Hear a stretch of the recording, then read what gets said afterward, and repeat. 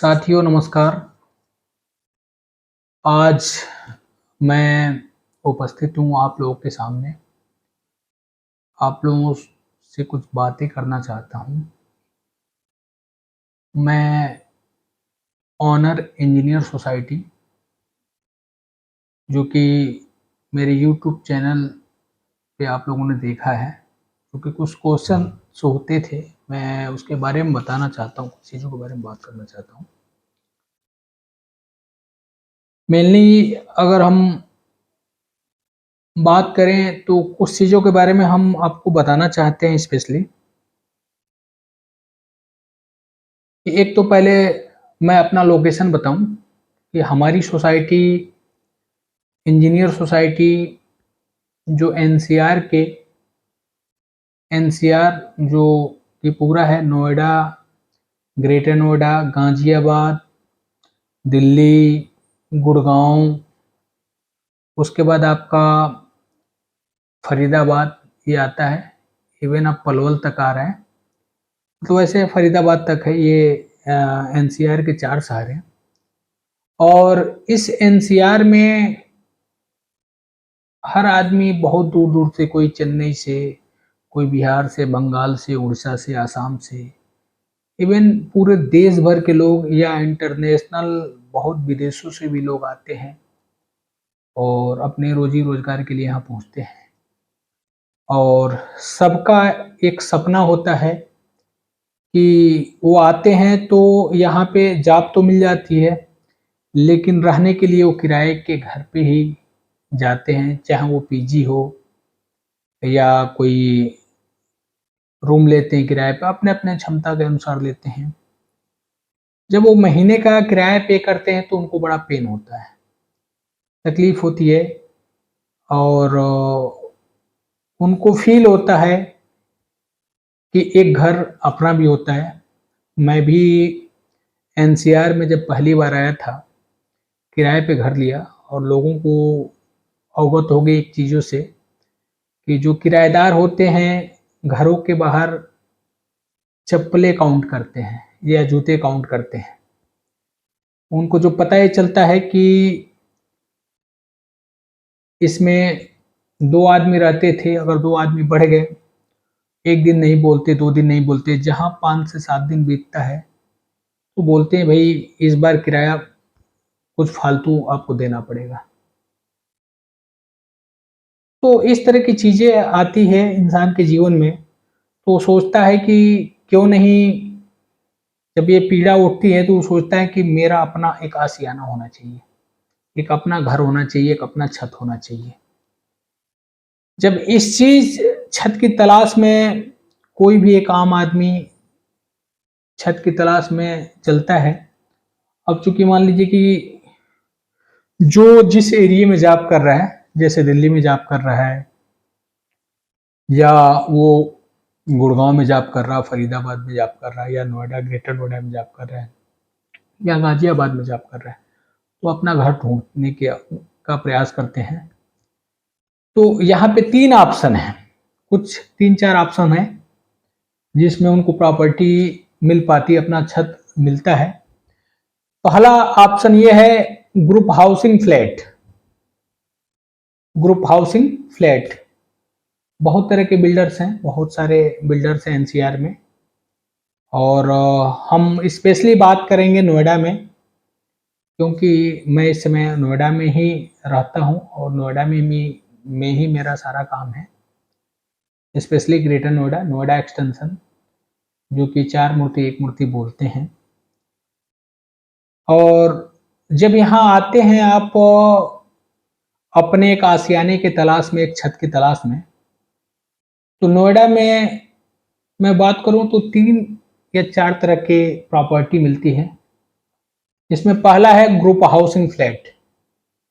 तो group housing flat जो होता है, जैसे बहुत सारे बिल्डर्स हैं, जैसे अगर नाम लिया जाए तो गौर है, एटीएस है, सुपरटेक भी था, लेकिन अब उसकी स्थिति खराब हो गई है, क्योंकि बड़ा एक बिल्डर, नामी बिल्डर था सुपरटेक भी, है भी, लेकिन कहीं न कहीं उनके कामों में मिलावट थी, इसलिए उनके प्रोजेक्ट में दिक्कतें आती चलेगी। तो इन बिल्डरों की भी बात किया जाए तो ये क्या होता है, फ्लैट होता है। ये सिर्फ एक सिंपल फ्लैट होता है जिसमें आप जाएँगे तो बहुत बेसिक एमिनिटीज़ सारी चीज़ें होती हैं। फ्लैट में ये होता है जो रहने के लिए मिलता है, एक फ्लोर मिलता है आपको। वो भी अगर कॉस्ट आप देखें तो लगभग हमको लग रहा है कि इधर नोएडा एक्सटेंशन की हम बात करते हैं तो लगभग 2 बीएचके फ्लैट मेरे ख्याल से लगभग 40 लाख से ऊपर ही मिलेगा। इससे नीचे का अब यहाँ पे कोई फ्लैट नहीं होगा। हो सकता है इससे ऊपर भी हो, 45 भी हो, 50 भी हो। मुझे अभी एग्जैक्ट पूरा आइडिया नहीं है, लेकिन इतना है कि 40 से कम में नहीं होगा, उससे प्लस में ही होगा। जो भी एमिनिटीज ये देते हैं वो अपना-अपना है, सारे बिल्डर हैं।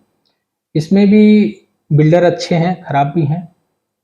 बहुत सारे जो बिल्डर्स होते हैं लोगों को पता नहीं होता, वहाँ बुक करते हैं और वो बुक करते हैं और उनको कमिटमेंट करते हैं हम 4 साल में प्रोजेक्ट हैंडओवर कर देंगे, आपको अपना घर दे देंगे। आदमी अपनी प्लानिंग बनाता है, उसके हिसाब से चलता है। तो उनको कभी-काल कुछ बिल्डर हैं जो टाइमली प्रोजेक्ट हैंडओवर कर देते हैं, बहुत सारे बिल्डर बहुत डिले करते हैं। अब बहुत सारे ऐसे बिल्डर होते हैं जो फँस जाते हैं, लोगों को आशियाना मिल ही नहीं पाता है। उनके प्रोजेक्ट अधूरे के अधूरे रहते हैं। बहुत तरह की चीज़ें हैं ये सारी चीज़ें। अब उसके बाद दूसरा ऑप्शन होता है अथॉरिटी का प्लॉट। कुछ लोग होते हैं जैसे उनको ये सोच होती है कि ज़मीन भी मेरी हो और छत भी मेरा हो, क्योंकि फ्लैट में ऑप्शन पूरा नहीं हो पाता है। जो फ्लैट होता है उसमें ऑप्शन पूरा नहीं होता है। तो ये सोचते हैं कि ज़मीन भी मेरा हो और छत भी मेरा हो, ताकि उसके ऊपर हम अपना बना सकें। और एनसीआर एक बोर्ड है जो परमिशन देता है कि आप 15 मीटर हाइट तक जो एग्जिस्टिंग रोड लेवल होता है, जहाँ का भी ज़मीन होता है उसका रोड लेवल होता है, उससे 15 मीटर हाइट तक यानी लीगली आप मकान बना सकते हैं। तो अब प्लाट की जब बात आती है जिसमें यानी जड़ भी अपना हो और छत भी अपना हो, दोनों चीज़ अपना हो। तो ऑप्शन प्लाट में आते हैं पहला कि जो अथॉरिटी का प्लाट होता है, अथॉरिटी का प्लॉट होता है। तो जब आप नोएडा एक्सटेंशन में आप आते हैं, 4 मूर्ति से आगे बढ़ते हैं 1 मूर्ति, तो सेक्टर 3 है, सेक्टर 2 है। सेक्टर 3, सेक्टर 2 लगभग यही 1-2 सेक्टर हैं, जहाँ पे अथॉरिटी के अपने प्लॉट्स हैं जो प्लॉटिंग करके नोएडा एक्सटेंशन में बेचा हुआ है। जो मेरी नॉलेज में हो सकता है कुछ कोई और भी सेक्टर हो, लेकिन जहाँ तक मेरी नॉलेज में है सेक्टर 2 और 3 में ही नोएडा अथॉरिटी ने प्लॉट बेचा है।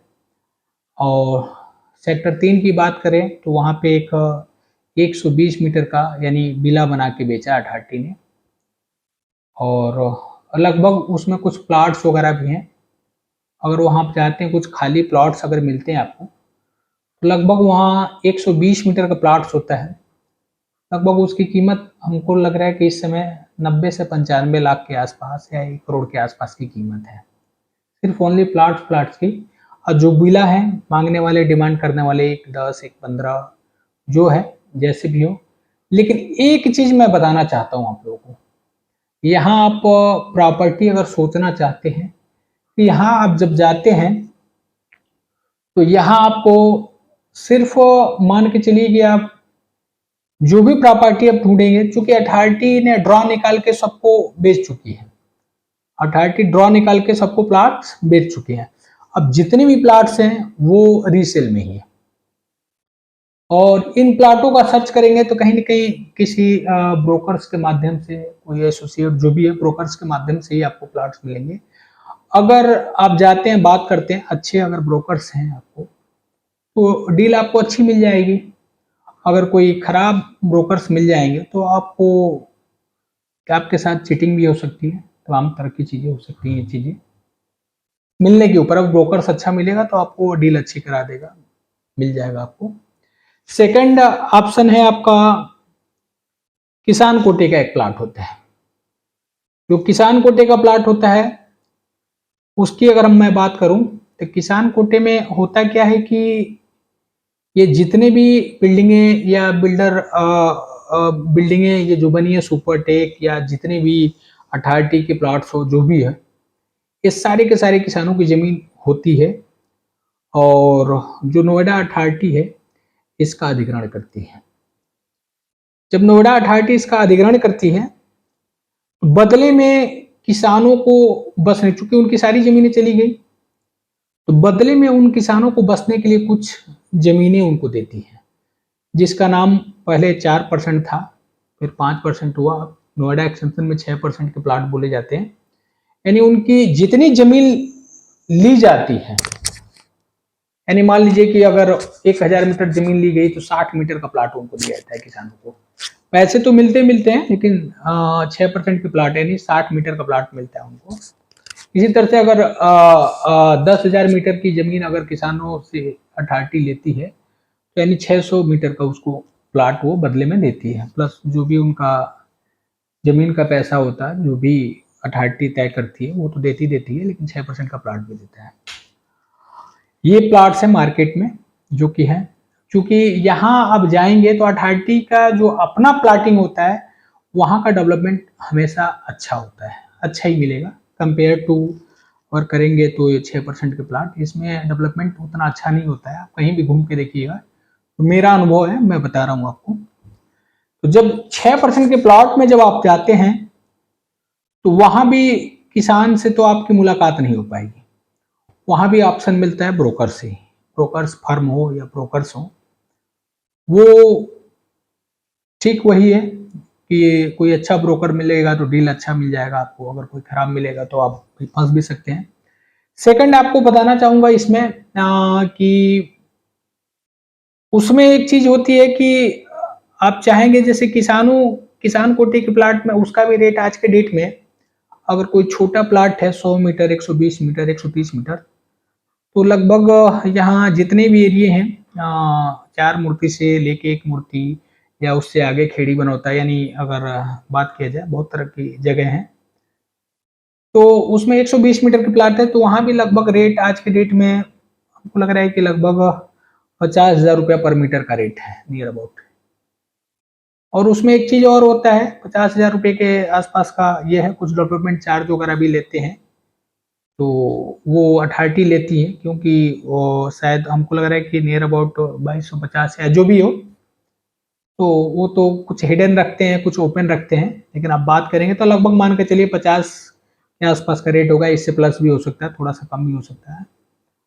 अब उसके बाद ये हो गया, पहला आपका फ्लैट हो गया, दूसरा अथॉरिटी के प्लॉट्स हो गया जो या विला कह लिया जाए, तीसरा आपका किसान कोटे का प्लॉट हो गया, चौथा होता है फ्री होल्ड प्लॉट।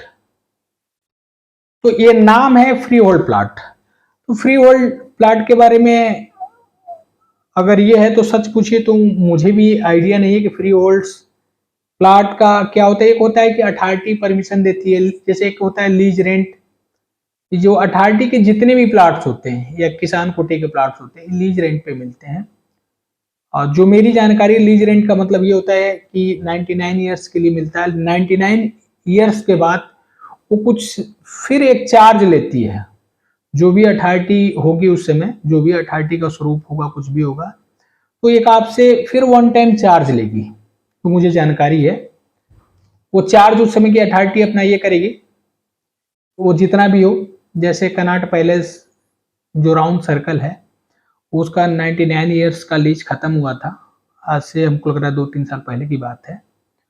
तो वहाँ पे एमसीडी ने चार्ज लगाया, वो चार्ज काफ़ी महंगे थे, लोगों का हंगामा हुआ, जो भी हुआ, लोगों ने दिया अपना, फिर लीज रेंट जो था और बढ़वा लिया।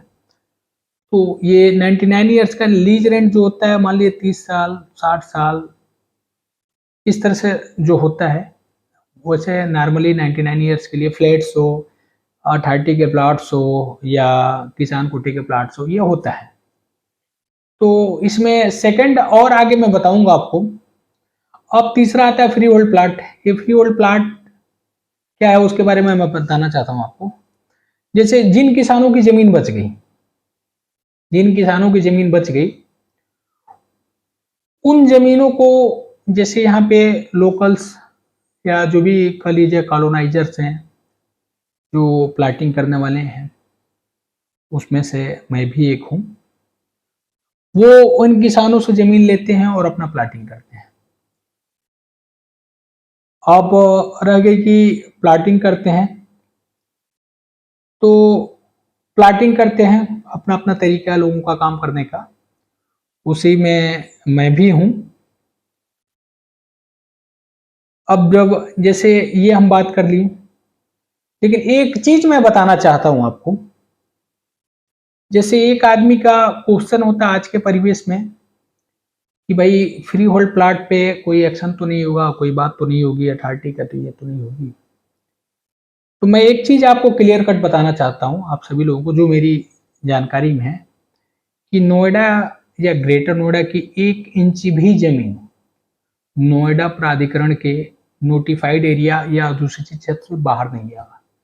अगर कोई भी इस बात को बोल रहा है तो झूठ बोलता है। कोई भी कॉलोनाइज़र हो या प्लॉट बेचने वाला है, अगर इस बात को बोल रहा है कि नोएडा अधिसूचित क्षेत्र से बाहर है ज़मीन, तो झूठ बोलता है। कोई भी ज़मीन उससे बाहर नहीं है।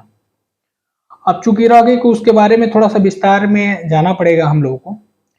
नामी है, नवीन नोएडा का नाम है new Okhla industrial development authority, नवीन ओखला औद्योगिक विकास प्राधिकरण। चूँकि अब इस पे थोड़ा-सा हम बात करें, तो इस पे बात करें कि new Okhla industrial development authority, तो ये अथॉरिटी होती क्या चीज़ है? अथॉरिटी का मतलब ये होता है कि कोई भी प्रदेश गवर्नमेंट होती है, सेंट्रल गवर्नमेंट होती है, अमूमन प्रदेश गवर्नमेंट ही होती है, क्योंकि सेंट्रल गवर्नमेंट एक अलग व्यवस्था है, स्टेट गवर्नमेंट अलग व्यवस्था है, क्योंकि अथॉरिटी जो होती है स्टेट गवर्नमेंट के अंदर आती है। तो कोई भी स्टेट अपने यहाँ मतलब उद्योग बढ़ाने के लिए, रोजगार सृजित करने के लिए, प्रदेश के विकास के लिए, कि प्रदेश आगे जाए, तो इंडस्ट्री लगाती है वो। तो इंडस्ट्री जो बनती है उसके लिए एक प्राधिकरण बनाता है, यानी इंडस्ट्रियल यानी औद्योगिक विकास प्राधिकरण। तो विकास प्राधिकरण का निर्माण होता है। इसमें प्राधिकरण का जब गठन होता है, तो प्राधिकरण क्या करता है, जो भी प्राधिकरण बनता है वो एक अपना खाका तैयार करता है, जिसको मास्टर प्लान बोलते हैं। तो मास्टर प्लान जो बनता है वो लगभग मान लीजिए कि 20 साल, 21 साल, 25 साल, 30 साल, 35 साल या 40 साल के लिए बनता है। तो प्राधिकरण ये तैयार करता है कि उसका एरिया और रेखांकित करता है, नोटिफाइड करता है कि इस एरिया की जमीन हमें चाहिए, मतलब इन एरिया की जमीन हमें चाहिए। एक प्लानिंग करता है कि हम इस तरह से इंडस्ट्री बसाएंगे।